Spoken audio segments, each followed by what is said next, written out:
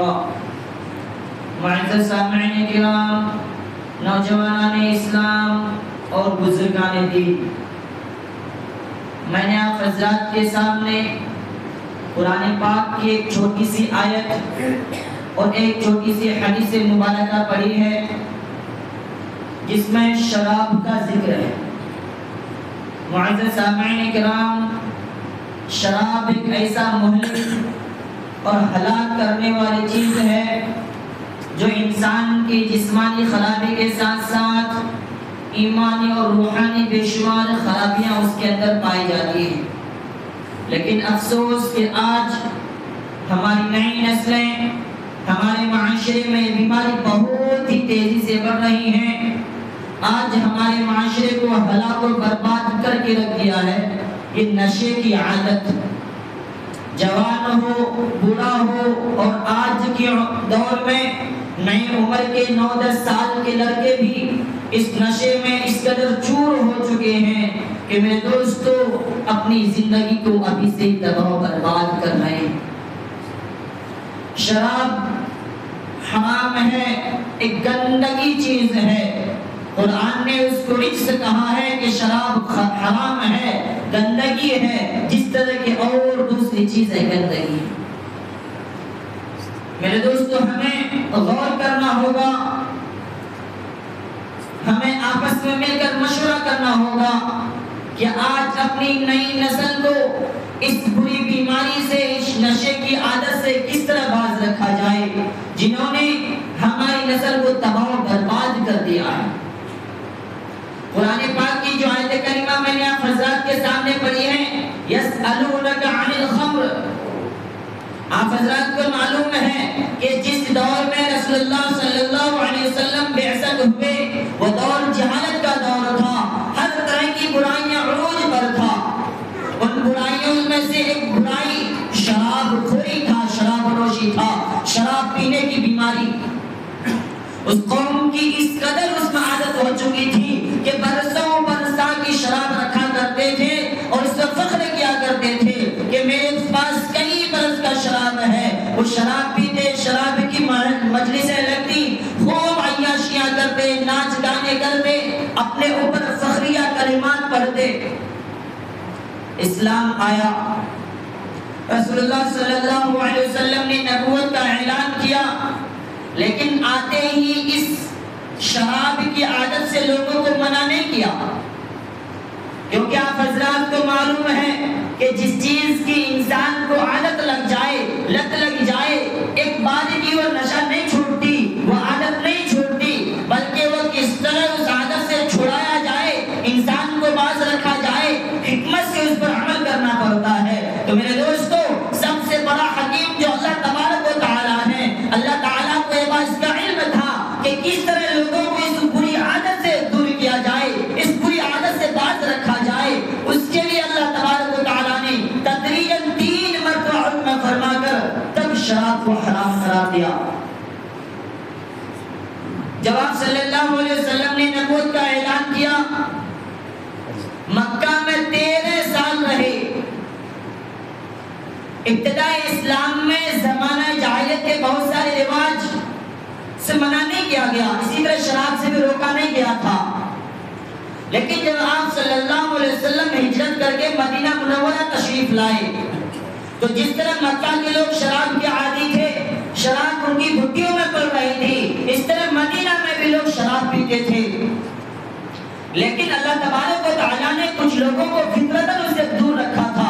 بعض صحابہ کرام کے بارے میں پڑھیں گے کہ زمانہ جاہلیت میں بھی کبھی اپنے منہ میں شراب نہیں پیا۔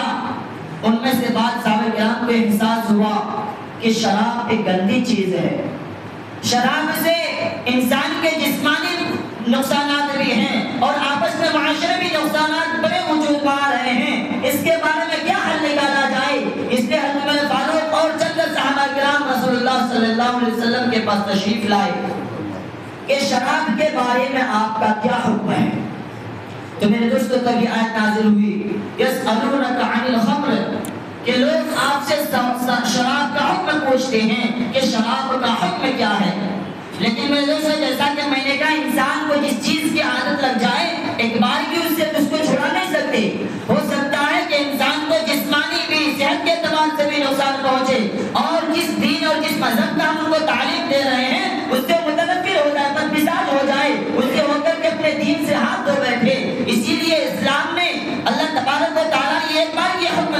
فرمایا کہ شراب حرام ہے، شراب مت پیو، بلکہ مصلحتاً شراب کے نقصانات اور کچھ نفع بھی بیان فرمائے۔ گویا کہ اللہ تبارک و تعالیٰ نے سب سے پہلے مشورہ دیا کہ شراب تم لوگ جس ظاہری فائدے کی وجہ سے، جوا جس ظاہری فائدے کی وجہ سے کھیل رہے ہو، یہ فائدہ تو بہت ہی مختصر ہے، لیکن جو اس کے نقصانات ہیں بہت ہی زیادہ ہیں۔ اس مختصر سے فائدے کی وجہ سے اس نقصانات کو جھیلا نہیں جا سکتا، لہذا مشورہ یہ ہے کہ ان بری چیزوں سے باز رہو۔ یسألونک عن الخمر، لوگ یعنی صحابہ کرام آپ صلی اللہ علیہ وسلم سے شراب کے بارے میں سوال کرتے ہیں، یعنی شراب کا حکم پوچھتے ہیں، تو اللہ تعالیٰ نے فرمایا آپ کہہ دیجئے قل فیہما اسم کبیر ومنافع للناس، آپ کہہ دیجئے کہ ان دونوں میں، شراب میں اور جوا میں، اسم کبیر بہت بڑا گناہ ہے، بڑے بڑے گناہوں کی چیزیں، وہ منافع للناس اور ذرا اس میں فائدہ بھی ہے، وہ اسمہما اکبر من نفعہما، لیکن ان دونوں کے اندر جو نقصان کی چیزیں، جو گناہ کی چیزیں ہیں وہ بہت بڑا ہے ان دونوں کے نفع کے مقابلے میں۔ شراب کو وقتی طور پر فائدہ، جب انسان پیتا ہے تو چست ہو جاتا ہے، مزہ آتا ہے، اس کو ایک فرحت سی محسوس ہوتی ہے، ایک وقتی طور پر طاقت کا احساس ہوتا ہے، لیکن اس پر نقصانات بے شمار ہیں۔ اب ڈاکٹروں سے پوچھئے، جسمانی طور پر بھی بے شمار نقصانات ہیں، معاشرے میں برائیاں پھیلنے کے اعتبار سے بہت بڑے نقصانات ہیں، جانی نقصانات، مالی نقصانات، دینی نقصانات، بے شمار نقصانات ہیں۔ اس لیے قرآن نے کہا اسمہما اکبر من نفعہما، کہ ان دونوں کے اندر یعنی شراب اور جوا کے اندر جو خرابیاں ہیں، جو نقصانات ہیں وہ بہت زیادہ ہیں۔ ان تھوڑے سے وقتی طور پر فائدے کے لیے ان نقصانات کو نظر انداز نہیں کیا جا سکتا، لہذا گویا کہ مشورہ پیش کیا، لہذا آپ کیا کرو، ان سے باز رہو، شراب کو چھوڑ دو۔ بہت سارے صحابہ کرام نے اس آیت کے نازل ہوتے ہی شراب کو چھوڑ دیا،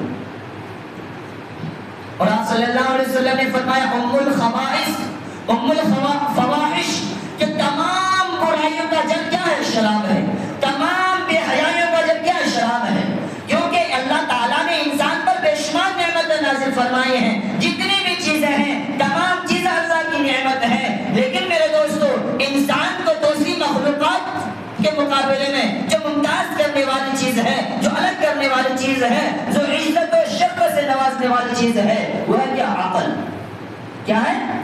عقل۔ عقل ہے تو سب کچھ، عقل ہے انسان کے پاس تو تمیز کر سکتا ہے کہ اچھا ہے، یہ خراب ہے، یہ برا ہے، اس سے اللہ نے منع فرمایا ہے، اس کے کرنے کا حکم دیا ہے، یہ میرے صحت کے لیے فائدہ ہے، یہ ہمارے معاشرے کے لیے فائدہ نقصان کی چیز ہے۔ عقل ہو تو فیصلہ کر سکتا ہے، عقل نہ ہو تو اس کی کوئی اہمیت نہیں، کوئی بھی فیصلہ نہیں کر سکتا۔ تو میرے دوستو دوسری مخلوقات میں اللہ تبارک و تعالیٰ نے انسان کو جو ممتاز مقام عطا فرمایا ہے وہ اس لیے ہے کہ اللہ تعالیٰ نے انسان کو عقل دیا ہے، دوسرے دیگر مخلوقات کو عقل نہیں دیا، اس کے ذریعے فیصلہ کرتا ہے کیا اچھا ہے، کیا خراب ہے، کیا حلال ہے، کیا حرام ہے، کیا جائز ہے، کیا ناجائز ہے۔ اور شراب جو ہے اس عقل پر پردہ ڈال دیتی ہے۔ کیا؟ پردہ۔ جب انسان شراب جیسے حرام اور گندا چیز پیتا ہے، انسان کی عقل پر پردہ پڑ جاتا ہے، پھر وہ نہیں دیکھتا کہ میں کیا کر رہا ہوں، کیا بول رہا ہوں، کیا سن رہا ہوں، کیا دیکھ رہا ہوں۔ میں نے جو حدیث مبارکہ پڑھی ہے کہ الخمر ام الفواحش واکبر الکبائر، کہ شراب تمام برائیوں کا جڑ ہے، تمام برائیوں کی ماں ہے، تمام برائیوں کا اصل ہے۔ شراب پی کے انسان کچھ بھی کر گزرتا ہے۔ آپ لوگ دیکھو گے معاشرے میں جو لوگ شراب پیتے ہیں کتوں کے ساتھ کھیلتے ہیں، نالے میں گر جاتا ہے، جہاں بادل سو جاتا ہے، ماں بہن بھائی تمیز، کسی کی بھی تمیز نہیں ہوتی، دوستوں احباب کی تمیز نہیں ہوتی، کسے کیا بول رہا ہے، کیا کہہ رہا ہے، کیا کھا رہا ہے، کون سامنے بالکل بھی تمیز نہیں ہوتا، کہ اپنے نشے میں مست ہے۔ وہ اکبر الکبائر، اور کبیرہ گناہوں میں سب سے بڑا گناہ کیا ہے؟ شراب ہے۔ من شربہا، جو شخص شراب پیے گا ترک الصلاۃ، نماز چھوڑے گا۔ شراب پینا کیا ہے؟ نماز کے چھوڑنے کا سبب ہے۔ وہ وقع علی امہ و عمتہ و خالتہ، اس کے بعد آپ صلی اللہ علیہ وسلم نے فرمایا میرے دوستو جو شخص شراب پیے گا ممکن ہے کہ اپنی ماں سے منہ کالا کر لے، اپنے اپنی ماں کے ساتھ زنا کر لے، اپنی پھوپھی کے ساتھ زنا کر لے، اپنی خالہ کے ساتھ زنا کر لے، آئے دن آپ سوشل میڈیا میں یہ خبر سنتے ہوں گے کہ فلاں شخص نے شراب پی کر کے اپنی بیٹی کے ساتھ ایسا کر لیا، اپنی ماں کے ساتھ ایسا کر لیا، کیونکہ گندی چیز ہے۔ جس جسم کے اندر گندی چیز جائے اس کے اندر اچھائی برائی کی تمیز نہیں ہوتی، جو چیز گندی اور گندی طرف لے جائے گی میرے دوستوں۔ تو میرے دوستوں کیا فرمایا رسول اللہ صلی اللہ علیہ وسلم نے؟ الخمر ام الفواحش، کہ شراب تمام برائیوں کا، فواحش کہتے ہیں ہر طرح کی برائیاں، تمام برائیوں کا اصل ہے، جڑ ہے، ماں ہے۔ وَأَكْبَرُ الْكَبَائِرِ، بڑے بڑے گناہوں میں سب سے کبیرہ گناہ ہے من شربها، جو سب شراب پیے گا۔ وقع علی امہ، ممکن ہے کہ اپنی ماں سے زنا کرے، وعمتہ، اپنے پھوپھی سے زنا کرے، وخالتہ، اپنی خالہ سے زنا کرے۔ اور جسمانی اعتبار سے بھی بے شمار نقصانات ہیں، بہت ہی جلد انسان کے اندر کمزوری آتا ہے، شکل بگڑ جاتا ہے، وہ طاقت نہیں ہوتی جو انسان کے اندر ہوتا، طرح طرح کی بیماریوں کا شکار ہو جاتا ہے، معاشرے میں لوگ اس پر تھوکتے ہیں، بچے اس کا ہنسی مذاق اڑاتے ہیں۔ سوچو میرے دوستو، ایک شریف گھرانے کا جو شراب پی کر کے نشے میں چلتا ہے، بچے اس پر تھوکتے ہیں، مذاق اڑاتے ہیں، پھٹا اڑاتے ہیں، لوگ تھوکتے ہیں، طرح طرح کی برائیاں پائی جاتی ہیں اس کے اندر۔ لیکن افسوس سے افسوس کہ آج ہمارا نوجوان کدھر گیا؟ کبھی ہم نے غور کیا محلے کے، معاشرے کے معتبر شخصیات جسے اس کو فکر کرنی چاہیے کہ ہماری نئی نسل کس طرح برائیوں سے بچے، کبھی کسی کو اس کی افسوس نہیں ہوئی، اس کی فکر نہیں ہوئی کہ ہم کس طرح اس سے باز آ سکتے ہیں۔ تو میرے دوست افسوس کرنے کی بات، افسوس جو دوسری بات، جانی مالی نقصانات، ہم اتنا محنت پر کے کماتے ہیں، خون پسینہ بہاتے ہیں، 8-9 گھنٹے ڈیوٹی کرتے ہیں، جو پیسہ ملتا ہے ہمارے گھر میں 20 بچے امید ہے کہ میرا ابو یا میرا شوہر آئے گا، کما کر کے لائے گا، کچھ کھانے پینے کی چیزیں لائے گا۔ لیکن ہم کیا کرتے ہیں؟ اس محنت حلال کمائی کو، جو خون پسینے کی کمائی ہے، حلال کمائی ہے، جس مزدور کے سلسلے میں بڑے بڑے فضائل آئے ہیں کہ محنت سے کما کر کے کھانے والوں کے لیے، وہ اپنی حلال کمائی کو سب سے گندی چیز پی کر کے کیا کر رہا ہے؟ برباد۔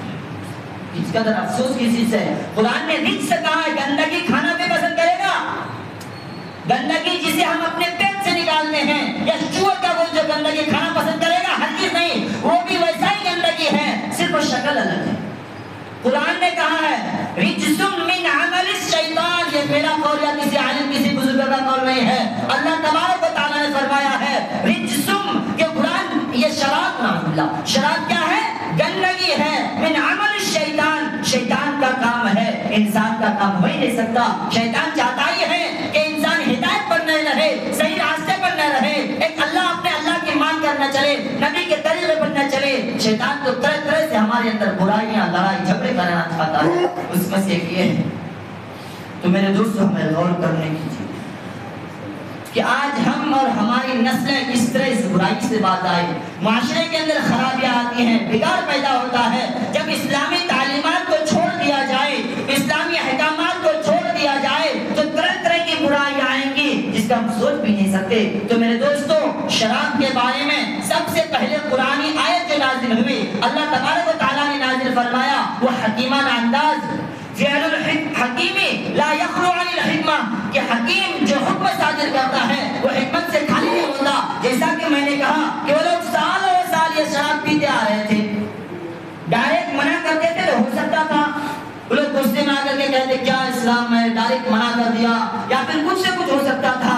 تو گویا کہ اللہ تبارک و تعالیٰ نے ابتدا یہ فرمایا کہ اس میں 1% فائدہ ہے، 90% کیا ہے؟ نقصان ہے۔ تم سمجھ جاؤ کہ ذرا سی فائدے کے اتنا نقصان کو جھیل سکتے ہو نہیں، اس سے باز آ جاؤ، بہتر ہے۔ تو بہت سارے صحابہ کرام اس سے باز آ گئے، لیکن چونکہ یہ حکم نہیں تھا کہ شراب سے بچو، شراب حرام ہے، یہ حکم نہیں تھا، اس لیے اب بھی بہت سارے صحابہ کرام پی رہے تھے۔ ایک دن ایک واقعہ پیش آیا کہ حضرت عبد الرحمن بن عوف رضی اللہ تعالیٰ عنہ، صحابی رسول ہیں، بڑے صحابی، انہوں نے اپنے چند دوستوں کی دعوت کی کہ چلو ایک پارٹی رکھتے ہماری زبان میں، کبھی ہوتا ہے اپنے دوستوں کو دعوت کرتے ہیں۔ غالباً عصر کا وقت تھا، دعوت میں آئے، جتنے بھی احباب آئے، کھایا پیا۔ اس وقت کے دستور کے موافق کھانا کھانے کے بعد، پارٹی کے بعد، دعوت کے بعد پھر شراب کی مجلسیں لگتی، شراب لایا گیا، سبھوں نے من بھر کر شراب پیا جب تک مغرب کی اذان ہو گئی۔ مغرب کی اذان ہوئی، تمام صحابہ کرام کہاں گئے؟ نماز پڑھنے کے لیے گئے۔ انہی میں سے ایک نماز پڑھانے کے لیے کھڑے ہو گئے۔ نشے میں تھے اور نشے کی حالت میں انسان کا عقل میں پردہ پڑ جاتا، کیا بول رہا ہے، کیا کہہ رہا، کچھ اس کو سمجھ نہیں ہوتا۔ لہذا صحابہ کرام نے سورہ کافرون، صحابی نے نماز، مغرب کی نماز کے اندر سورہ کافرون کی تلاوت کی، اس میں غلطی ہو گئی تو اللہ تبارک و تعالیٰ کی طرف سے پھر حکم نازل ہوا، یا ایھا الذین آمنوا لا تقربوا الصلاۃ وانتم سکارى حتی تعلموا ما تقولون، کہ اے ایمان والو لا تقربوا الصلاۃ، نماز کے قریب مت جاؤ۔ یہ شریعت کا میرے دوستو کتنا جامع انداز ہے۔ یہ نہیں کہا کہ شراب کی حالت میں نماز نہ پڑھو، یہ قریب بھی نہیں جانا ہے، بالکل دور رہنا ہے۔ وانتم سکارى، جب تم نشہ پی کر کے، شراب پی کر کے، کچھ بھی نشے کی چیز کھا پی کر کے نشے کی حالت میں رہو۔ حتی تعلموا ما تقولون، یہاں تک کہ تمہیں معلوم ہو کہ تم کیا کہہ رہے ہو، یعنی جب تمہارا نشہ ختم ہو جائے پھر آؤ نماز پڑھنے کے لیے۔ یہ آیت نازل ہوئی، لیکن اس آیت کریمہ میں بھی اللہ تبارک و تعالیٰ نے کھل کر کے حکم نہیں دیا کہ شراب حرام ہو چکا ہے، ابھی شراب نہیں پی سکتے، بلکہ اس آیت کریمہ کے اندر بھی صرف نماز کے اوقات میں شراب پینے کی ممانعت نازل ہوئی کہ نماز کے اوقات میں آپ شراب نہیں پی سکتے۔ نماز کے اس آیت کریمہ میں نماز کے اوقات میں شراب کی حرمت کا حکم نازل ہو گیا۔ اس آیت کے نازل ہونے کے بعد بہت سارے صحابہ کرام نے شراب کو چھوڑ دیا۔ سنیں کہ جس چیز کی وجہ سے شریعت کا ایک سب سے اہم عمل، سب سے اہم حکم نماز ہے، جس کے اندر خلل آ سکتی ہے، غفلت اور لاپرواہی آ سکتی ہے، جس سے ہم باز آ نہیں کر سکتے ہیں، ہم اس چیز کو کیوں پئیں؟ لہذا بہت سارے صحابہ کرام نے، بہت سارے صحابہ کرام رضوان اللہ تعالیٰ علیہم اجمعین نے شراب کو چھوڑ دیا۔ لیکن اس آیت کریمہ میں بھی ابھی بالکلیہ طور پر شراب کو حرام قرار نہیں دیا، بلکہ صرف یہ کہا کہ نماز کے اوقات میں شراب حرام ہے، شراب ممنوع ہے، شراب نہیں پی سکتے۔ پھر اس کے اور واقعات پیش آئے۔ میرے دوست ایک آیت میں وَيَصُدُّكُمْ عَنْ ذِكْرِ اللَّهِ وَعَنِ الصَّلَاةِ، اس آیت میں کیا فرمایا کہ نماز کی حالت میں شراب نہیں پی سکتے، تو صحابہ کرام نے بہت سارے جنہوں نے شراب پینا چھوڑ دیا، انہوں نے کہا کہ جس چیز کی وجہ سے اسلام کا ایک اہم عمل ہم انجام نہیں دے سکتے، جو ہمارے راستے میں رکاوٹ پڑ سکتی ہے، ہم اس کو کیوں پیئیں؟ اور شیطان کی یہ سازش ہے۔ آگے کی آیت میں اللہ تعالیٰ نے دوسری آیت میں فرمایا وَيَصُدُّكُمْ عَنْ ذِكْرِ اللَّهِ وَعَنِ الصَّلَاةِ، کہ شیطان چاہتا ہے کہ تمہیں نماز سے اور اللہ کے ذکر سے روکے، اس شراب کے ذریعے، اس کے ذریعے، اس شراب کے وَيَصُدُّكُمْ عَنْ ذِكْرِ اللَّهِ، اللہ تبارک و تعالیٰ شیطان چاہتا ہے کہ تمہیں اللہ کے ذکر سے، اللہ کی یاد سے غافل رکھے، تمہیں اللہ کی ذکر سے روکے اور شراب سے روکے۔ میرے دوستو، افسوس کی بات ہے کہ جس چیزوں کو، جو چیز ہمیں اللہ کی یاد سے غافل کر دے، دین کا سب سے اہم حکم ہے، نماز اس سے غافل کر دے جو تمام برائیوں کا جڑ ہے، تمام برائیوں کی طرف ہمیں لے کے جاتا ہے، جو اللہ کی سب سے بڑی نعمت عقل پر پردہ ڈال دے۔ آج اگر ہمیں اس سے باز رہنے کو کہا جا رہا ہے، ہماری عقل ٹھکانے میں نہیں آتی۔ میرے دوستو ذرا سوچو، اس طرح افسوس کی بات ہے کہ مسلمان ہو کر کے جس کا کام ہے اللہ کے حکم کو ماننا، اللہ کے رسول صلی اللہ علیہ وسلم کے طریقے پر چلنا، آج وہ مسلمان اللہ کے حکم کو چھوڑ کر شیطان کی پیروی کر کے حرام چیزوں کو اپنے اندر ڈالتا ہے، پھر دین سے، شریعت سے دور رہتا ہے۔ کل قیامت کے دن کیا وہ دکھاؤ گے میرے دوستو؟ اللہ ابو الدرداء رضی اللہ تعالیٰ عنہ فرماتے ہیں کہ میرے خلیل یعنی رسول اللہ صلی اللہ علیہ وسلم نے ہمیں وصیت کی، تاکیدی حکم فرمایا لا تشربی خمرہ، خمر یعنی شراب نہ پینا، اس لیے کہ ہر شر کی جڑ ہے، ہر شر کی، ہر برائیوں کا اثر ہے۔ میرے دوستو ہم ذرا غور کریں، آج ہم جو اپنے گھر بار چھوڑ کر یہاں آئے ہیں، یا یہاں رہنے والے جو گھر بار چھوڑ کر کمپنی میں ڈیوٹی کرتے ہیں، حلال رزق کماتے ہیں، اپنے بیوی بچوں کے ساتھ رہنے کے بجائے کمپنیوں میں رہتے ہیں، اپنی آنروں کی گالیاں سنتے ہیں، جھاڑو لگاتے ہیں، پتہ نہیں کیا کیا کرتے ہیں ایک حلال کمائی کے لیے کہ ہم اپنے بیوی بچوں کے لیے ایک گھر بنائیں، اچھا کپڑا پہنائیں، اچھی چیزیں کھلائیں، جو حلال کمائی ہو اس میں سے کچھ اللہ کے راستے میں خرچہ کر کے اللہ کے اجر عظیم پائیں، اور جتنے کار خیر کریں۔ ایک انسان کی مقصد ہوتی ہونا چاہیے، اس کمائی کو ہم ایک گندی چیز پی کر کے برباد کریں، اس کے بے شمار نقصانات ہیں آخرت میں، لیکن وہ تو ہمارے عقل سے پرے کیونکہ ہم مانتے نہیں، لیکن جو چیز دنیا میں ظاہری طور پر سمجھ پا رہی ہے یہ بھی کیوں نہیں ہماری عقل ٹھکانے میں آ رہی ہے۔ آج بہت سارے لوگ جو 300 ساڑھے 3000 کلومیٹر دور سے چھوڑ کر کے آئے ہیں کمانے کے لیے، گھر بار ماں باپ بیوی بچے انتظار کرتے ہیں کہ مہینہ جو پورا ہوگا، ہفتہ پورا ہوگا تو خرچہ بھیجیں گے، شادی ہوگی تو کپڑا لینے کے لیے پیسے بھیجیں گے، عید آئے گا تو کچھ نہ کچھ کریں گے، لیکن ادھر سے فون آتا ہے، نشے میں چور ہو کر گالیاں سننا پڑتا ہے، بچوں کو افسوس کرنا پڑتا ہے، طرح طرح کی ڈانٹ اور برائی، بری بری باتیں بیوی کو ماں کو سننا پڑتا ہے۔ کیونکہ میرے دوست گندی چیزوں کو اپنے اندر ڈال کے اپنے عقل کو، اپنے جسم و فطرت کو گندا کر لیا۔ میرے دوست افسوس کا مقام ہے کہ اللہ تعالیٰ کا شکر، اللہ تعالیٰ نے ہمیں صحت و تندرستی عطا فرمائی، ایمان جیسا پاکیزہ دین عطا فرمایا، قرآن و شریعت عطا فرمایا، رسول اللہ صلی اللہ علیہ وسلم کا امتی بنایا، عقل جو تمام چیزوں کو پرکھنے کا، حقیقت صحیح اور تمیز، صحیح اور برائی کے درمیان تمیز کرنے کا ذریعہ ہے، وہ صحیح سالم عطا فرمایا۔ ہم پھر کیوں میرے دوست اللہ سے بغاوت کے تلے ہوئے ہیں؟ گویا کہ اللہ کے حکم ہے کہ بغاوت کریں۔ میرے دوست افسوس سوچو ذرا، کل قیامت کے دن جو شخص حرام پیتا ہے جہنمیوں کا لہو اور پیپ پلایا جائے گا۔ سوچو ذرا، ایک گھوڑا ہو جائے تو اس میں جو گندگی نکلتا ہے کوئی پینا پسند کرے گا؟ منہ لگانا پسند کرے گا؟ یہ تو دنیا کا ہے۔ آخرت کا سوچو، وہاں کی آگ 70% اگر یہاں کی آگ سے زائد ہے تو انسان کے جہنمیوں کے اندر سے جو خون اور پیپ ملے گا، نکلے گا، اس کی گندگیوں کا، اس کی باعث کا کیا عالم ہوگا؟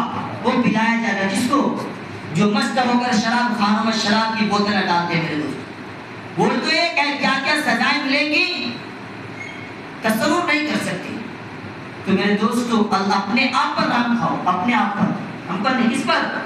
اپنے آپ پر، اپنے بیوی بچوں پر رحم کھاؤ، اپنی آخرت کو سنوارو۔ بسا اوقات انسان برائیوں میں لگے رہتا ہے، پھر اسے ایسی برائیاں ہو جاتی ہیں کہ انسان اسلام سے نکل جاتا ہے، لیکن چونکہ مسلمان کے گھر میں پیدا ہوا، جمعہ پڑھ لیتا، نماز پڑھ لیتا ہے، مسلمان کہلاتا ہے، لیکن کل قیامت کے دن سنا کافروں کے صف میں نکالا جائے گا۔ تو اس سے برائی سے بچنے کی ضرورت ہے۔ ہم نہیں بچیں گے، دنیا میں بھی نقصانات اٹھائیں گے، آخرت میں بھی ذلیل و رسوا ہونا پڑے گا، کوئی ساتھ نہیں آئے گا میرے دوستو۔ تو دوسری حکم، جب نماز یہ واقعہ پیش آیا تو یہ دوسری آیت نازل ہوئی، کون سی؟ کہ نشے کی حالت میں نماز کے قریب نہیں آنا۔ گویا کہ اب نماز کے اوقات کے اندر شراب کو حرام اور ممنوع قرار دے دیا گیا کہ نماز کے اوقات میں شراب نہیں پی سکتی، لیکن چونکہ ابھی بھی بالکل ایک دم قطعی طور پر ہر وقت شراب حرام نہیں کیا گیا تھا، اس لیے بعض صحابہ کرام وہی پی رہے تھے۔ پھر ایک واقعہ پیش آیا، ایک صحابی نے چند صحابہ کرام کو دعوت دی، کھانا کھایا، شراب کی مجلس لگی، اور اس وقت آدمی کیا کرتا ہے، خاص طور پر عرب اپنے اشعار نشے کی حالت میں فخریہ اپنی قوم کی، اپنی جانوروں کی شان میں اشعار پڑھتے تھے۔ تو ایک مہاجر صحابی نے اشعار پڑھے، اپنی شان، جس اشعار میں ان کی قوم کی شان بیان ہو رہی تھی، اور اس کے مقابلے میں دوسروں کی گویا کہ تھوڑا ہجو برائی بیان ہو رہی تھی۔ تو جس کے مقابلے جس کی ہجو بیان، اس کو غصہ آیا اور ایک اونٹ کا جبڑا اٹھا کر اس کے سر میں مار دیا، پھٹ گیا خون۔ میرے دوستو، جس کے بارے میں قرآن نے کہا ہے کہ رسول اللہ صلی اللہ علیہ وسلم اور صحابہ دین کے قرآن کی برکت سے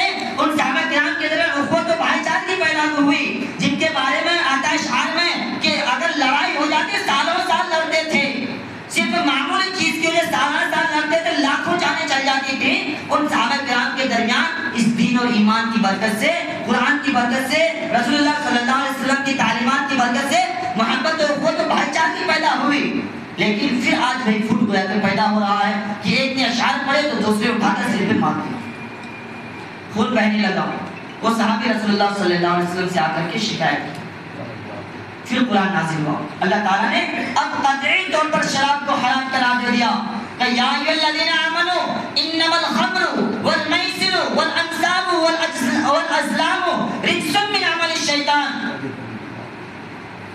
اے ایمان والو، انما الخمر یقینی طور پر شراب، والمیسر جوا، والانصاب اور بت، والازلام اور قرآن تازی کے یعنی جوا کی جو تیر اس زمان میں ہوتا تھا وہ تیر، رجسم گندگی ہے، من عمل الشیطان فاجتنبوہ لعلکم تفلحون۔ اگر تم دنیا اور آخرت کی کامیابی چاہتے ہو تو اس سے دور رہو، باز رہو۔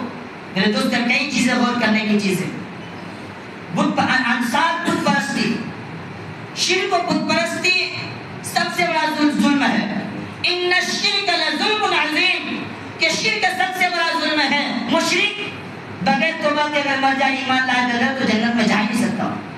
لیکن اس آیت کریمہ میں شرب خمر کو، شراب کو بت پرستی سے آگے بیان کیا۔ سوچو کتنا بڑا سنگین جرم ہے۔ اور فرمایا رجسم، یہ گندگی ہے، من عمل الشیطان، یہ شیطان کا کام ہے، ایک انسان مومن کا صحیح سمجھ فہم والے کا کام نہیں ہے۔ فاجتنبوہ، لہذا کیا کرو، اس سے باز رہو، اس سے الگ رہو، لعلکم تفلحون، اگر تم کیا چاہتے ہو، کامیابی چاہتے ہو۔ فلاح کہتے ہیں، فلاح ایک نجاح، نجاح کسی چیز میں بھی کامیابی کو نجاح کہتے ہیں عربی میں، اور فلاح کہتے ہیں دنیا اور آخرت دونوں جہاں کی کامیابی۔ اس آیت کریمہ سے پتہ چلتا ہے کہ اگر آپ دونوں جہاں کی کامیابی چاہتے ہیں تو شرب خمر سے، بت پرستی سے، جوا سے، قمار سے، اور آج کل جو چٹھی چلتا ہے وہ بھی اسی میں ہے، بولی والا چٹھی، یہ بھی حرام اور ناجائز ہے، اسی میں آئے گا۔ میں صرف جوا میں حرام ہے، ناجائز کرنا درست نہیں ہے۔ جو لوگ کرتے ہیں باز رہو، صرف پیسے کی لالچ میں چند دن کی اس کی وجہ سے اپنی آخرت کو تباہ برباد مت کرو میرے دوستو۔ تو کیا یہ تمام چیزیں کیا ہے؟ عمل الشیطان، شیطان کا عمل ہے۔ فاجتنبوہ، اس سے بازو، لعلکم تفلحون، تاکہ تم کیا ہو جاؤ، کامیاب ہو جاؤ۔ فلاح میں نے جیسا کہا کہ فلاح کہتے ہیں دارین کی کامیابی، دونوں جہاں کی کامیابی۔ اگر ہم دونوں جہاں کی کامیابی چاہتے ہیں تو ان چیزوں سے باز رہنا پڑے گا۔ اس سے پتہ چلتا ہے جو ان چیزوں سے باز نہیں رہے گا اس کو کامیابی نہیں مل سکتی۔ یہاں تک آتا ہے، حدیث پاک کا خلاصہ ہے کہ جو شراب پی کر کے مست رہے، شراب پینے کی حالت میں، نشے کی حالت میں مر جائے تو کل قیامت کے دن اس کو بت پرستوں کی صف میں کھڑا کیا جائے گا، اللہ کے دربار میں پیش کیا جائے گا، بت پرستوں یعنی مشرکوں کے صف میں۔ کتنی بری چیز ہے۔ انما یرید الشیطان، آگے اس آیت کے کلمہ کیا ہے کہ شیطان چاہتا ہے ان یوقع بینکم العداوۃ والبغضاء فی الخمر والمیسر۔ شیطان تو کبھی انسان سے کیا نہیں چاہے گا کہ انسان بھلائی کرے، کیونکہ انہوں نے کھلا اللہ کے نافرمانی کی، مردود ہو کر دربار سے نکال دیا گیا۔ انہوں نے اللہ سے وعدہ کیا ہم کو موقع دیں، ہم آپ پہ کیا کریں گے، بندوں کو بہکائیں گے، تو اللہ تعالیٰ نے جاؤ تم کو مہلت دی جاتی ہے، لیکن جو لوگ میرے بندے تمہارے بہکاوے میں نہیں آئیں گے۔ تو شیطان کے ہر اعتبار سے انسان کو بہکانا چاہتا ہے۔ تو کیا اللہ تعالیٰ یوقع بینکم العداوۃ والبغضاء، کہ تمہارے درمیان عداوت و بغض ڈالنا چاہتا ہے شیطان، فی الخمر والمیسر، شراب اور جوئے کے ذریعے۔ آپ لوگ دیکھو کہ جہاں جوئے کی بھٹی لگتی ہیں، محفلیں لگتی ہیں، کس قدر لڑائی جھگڑے، گالی گلوچ، کبھی لوگ جان مارنے کی باتیں آ جاتی ہیں۔ شراب پینے والے آپس میں کہاں، جو ابھی کے چڈی کے دوست جسے بولتے ہیں، ہم پیتے رہتے ہیں، لیکن اگر پی کر کے مست رہے تو ایک دوسرے کو مارتے ہیں، گالیاں دیتے ہیں، تھوکتے ہیں، ماں بہن کی ایسی کی تیسی کرتے ہیں، کیونکہ وہ خراب چیز ہے۔ شیطان کا مقصد ہی وہی ہے، تو پی کر کے اس کے منہ سے کہاں سے اچھی باتیں آئیں گی۔ شیطان چاہتا ہے کہ تمہارے اندر بغض اور عداوت ڈالے، اور اس چیز کی وجہ سے ایسی بغض اور عداوت پیدا ہو جاتی ہے جو سارے سال تک چلتا رہتا ہے۔ تو میرے دوستو، ہمیں ان چیزوں سے باز رہنے کی ضرورت ہے۔ اور ہمیں اپنی نئی نسل کو ان چیزوں سے دور رکھنے کی ضرورت ہے۔ وہ نشے کی چاہے کوئی بھی چیز ہو، جوا ہو، شراب ہو، افیون ہو، چرس ہو، کیا بہت ساری چیزیں آتی ہیں جو چیزیں ہمارے جسمانی اعتبار سے بھی ہانیکارک اور نقصان دہ چیزیں ہیں، ہمارے اعمال کو، روح کو بھی خراب کرنے والی چیزیں ہیں، معاشرے کے اندر بھی برائیاں پھیلانے والی چیزیں ہیں اور ہماری آخرت کو برباد کرنے والی چیز ہیں۔ اس لیے ہمیں ضرورت ہے کہ ہم ان چیزوں سے باز رہیں اور ہماری آنے والی نسلوں کو کیسے روکا جائے اس کے لیے تدبیر کریں، حکمت عملی اختیار کریں۔ اللہ تبارک و تعالی ہم سب کو عمل کرنے کی توفیق عطا فرمائے۔ وآخر دعوانا الحمد للہ رب العالمین۔